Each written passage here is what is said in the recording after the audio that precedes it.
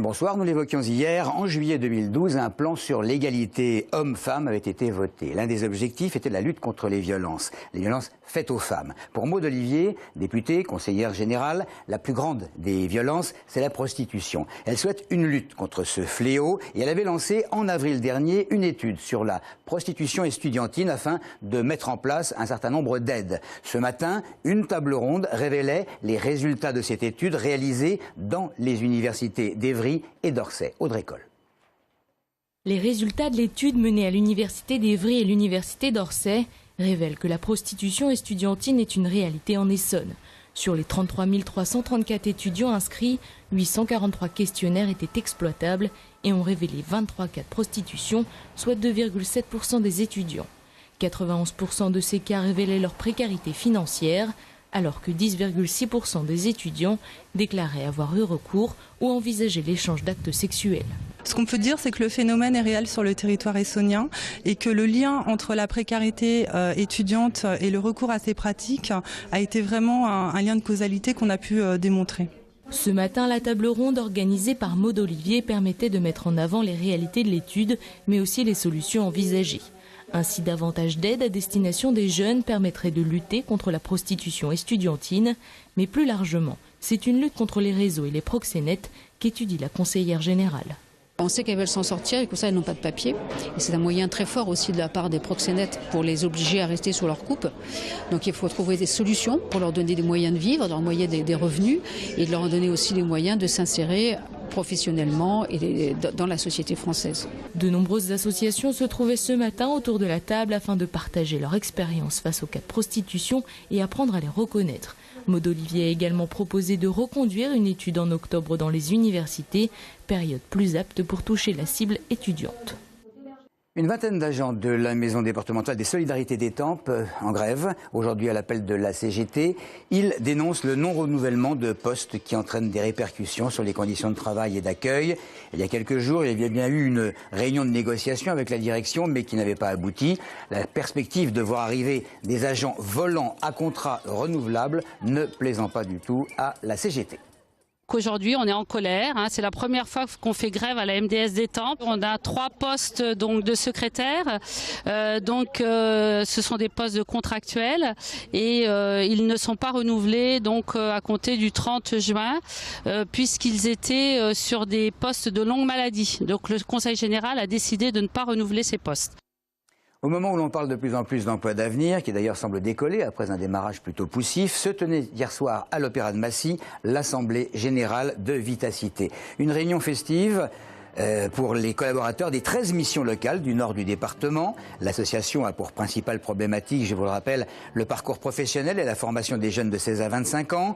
Une quinzaine de conseillers d'insertion ont pour tâche d'amener des jeunes souvent peu qualifiés vers le monde professionnel et l'autonomie. Cette année, avec la crise, les missions locales auront reçu 4700 jeunes, soit 300 de plus que les années précédentes, en comptabilisant plus de 10 000 entretiens individuels, des ateliers internes, courriers et contacts téléphoniques. Régis Roy-Chevalier, le président de Vitacité, mesure la quantité du travail accompli et il souligne les objectifs à atteindre. Les emplois d'avenir demeurent la priorité essentielle de la mission locale. Nous avons un objectif de 332 emplois d'avenir. Nous en sommes aujourd'hui à peu près à un gros tiers de cet objectif.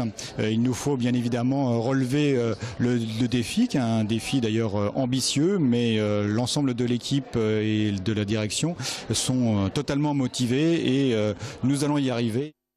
Image et propos recueillis par Aurélie Colombel. On passe au brevet. 2e jour d'examen et puis ce sera l'attente des résultats. Ça dit, il y a ensuite la perspective d'aller dans un lycée qu'on n'a pas forcément choisi avec la question de savoir si par rapport au collège, les profs sont bons. Alors c'est quoi un prof bon ou un prof mauvais? Voici quelques réponses recueillies dans le département par Clémence Sorel et Vadim Mignot. Un professeur qui sait se faire écouter de ses élèves, c'est déjà un bon professeur. Donc le respect. Qui sait comment s'organiser en fait, qui sait comment apprendre aux élèves. Et un mauvais prof, c'est celui qui en fait ça avec sa tête, quoi.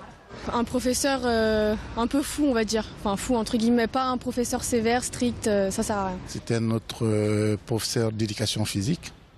parce que c'était celui qui communiquait beaucoup avec les jeunes. Et c'est lui qui m'a même donné le goût d'être un sportif. Je pense qu'un bon professeur,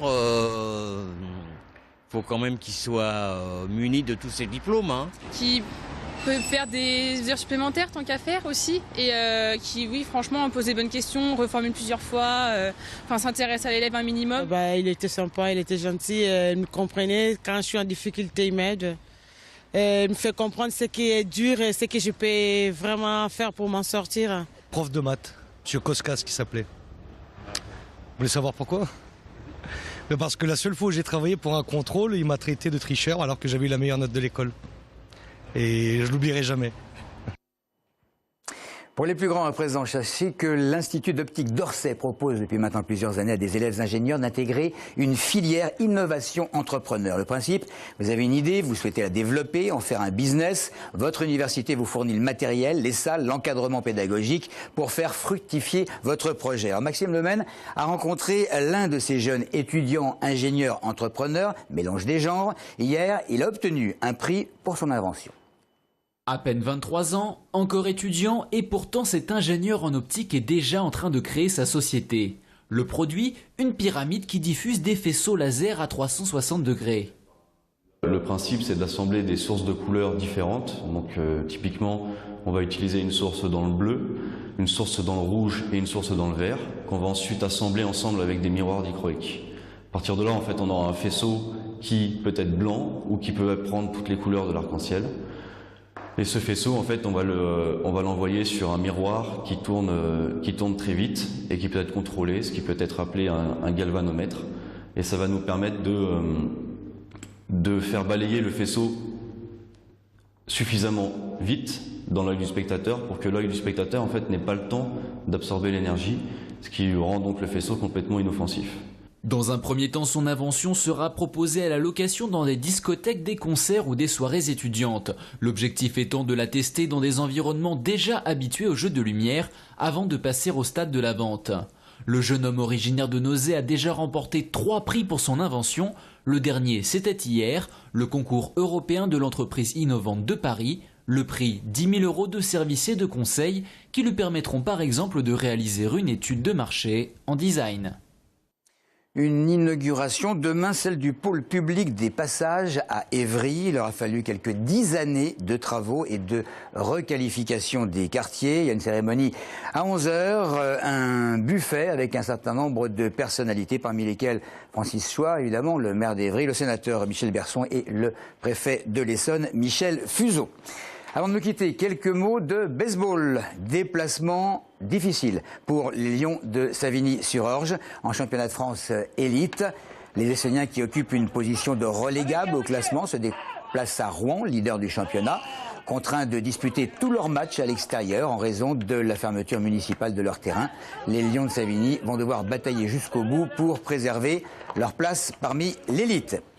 Et puis, rendez-vous dimanche sur les terrains du tennis club de Boulay-les-Trous pour suivre les championnats de l'Essonne de beach tennis.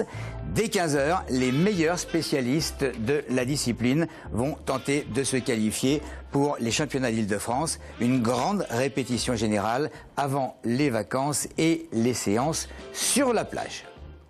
S'il fait beau, évidemment. Mais en principe, dimanche, il devrait faire beau sur tout le département. C'est tout pour l'info. Merci de nous avoir suivis.